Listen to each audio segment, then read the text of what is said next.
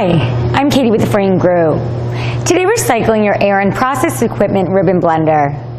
We recommend you read the manual in its entirety before powering up the machine. The voltage is currently set to 3-phase, 40 volts. For the purposes of the video, we bypass the safety switch.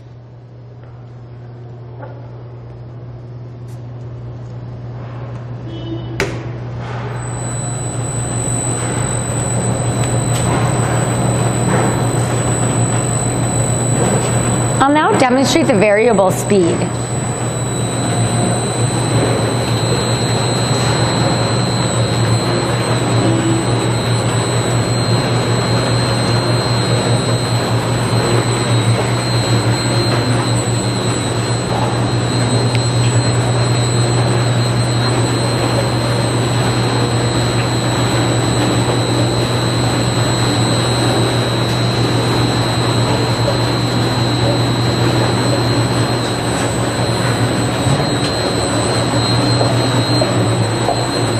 I'll now open the discharge chute.